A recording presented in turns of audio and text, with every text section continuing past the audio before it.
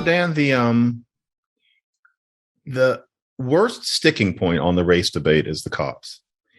And one of the saddest things about all of this is that the news is much better than anybody tends to hear from the mainstream media.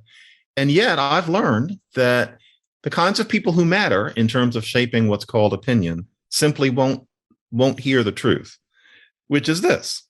Many, many, many, many, many more white men are killed by the cops each year than black.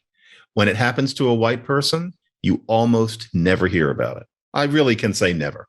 That's beginning to change a tiny bit, and I dare say it's partly because of people like Glenn and me complaining. But for the most part, if a white guy gets iced by a cop for no real reason, you're not going to hear about it. You hear about it if it's a black guy, even though it happens much, much, much, much, much less.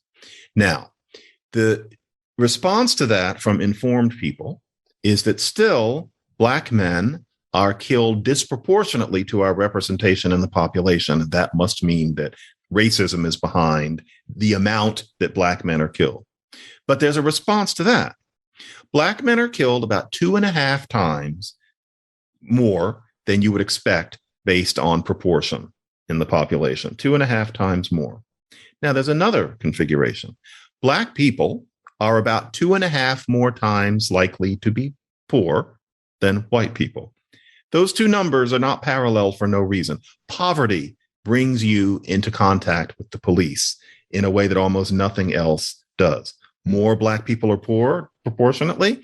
That means that black people get killed by the cops disproportionately. And it's interesting that it's exactly to the extent that we are more poor. So it's not the racism, it's the poverty that comes into it. Now, if you want to finesse it a little more, studies show that cops do tend to be meaner to black people in terms of how they talk to black people, pushing black men up against the wall, that sort of thing. Yeah. And you can imagine that that would be the case. There is racism in the world, but all the statistics indicate that when it comes to taking someone's life, I would think of this as good news because it wasn't true 50 years ago. When it comes to taking someone's life, cops are more hesitant. And if anything, according to not one, but 2 studies, the cops are a little more likely to kill white people.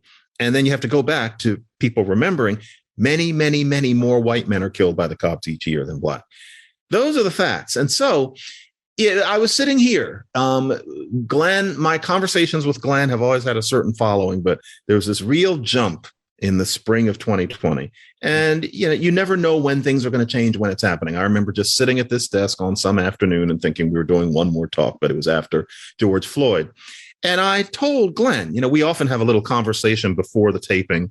Some of the things that we do in the taping are a little more planned than it looks. Neither one of us are actors, but often we know where we're going to go. Like if Glenn's going to do one of his rants, like sometimes we'll say, so then you'll do one of the screams, right? It's a little bit planned. So we had talked before. And I said, Glenn, we have to really step up for this talk because this George Floyd thing is really throwing things. And neither of us knew how much. This was like April, I think. But I said, this is serious. We have to address it head on. And when we had that conversation, I remember asking, I haven't looked at it since then, but I said, with George Floyd, what people are going to say is that despite all the statistics, this guy, he's killed with the cop standing on his neck. Doesn't that seem like there's something particularly racist about that? But I said, Glenn, we don't know. And I said, the interesting thing to know would be, has a white person died that way? Because we don't know. And I made up this person, I think I called Nils Olson. And I said, would Nils Olson not be, because it's Minnesota, would he not be killed that way? And it turned out there was a Nils Olson. It was in Texas, but it was Tony Timpa. I had never heard of that person. And ever since then, he's become a little bit of a name. And I dare say that it started with Glenn's and my conversation. He was killed under very similar conditions 4 years before. Nobody ever heard a damn thing about him. But that isn't discussed. I mean, technically, why isn't Tony Timpa's face being painted in murals on the side of convenience stores? But no, because he was white, it was just seen as life sucks. When it happens to George Floyd, it's the stain of racism that runs throughout the American fabric based on an analysis that has nothing to do with what the statistics are. And when you announce the statistics, well, you're just ignored. That is not because people are mean or stupid or obnoxious. It's because those statistics are not compatible with battling power differentials. If it's not about battling white power, nobody wants to hear it.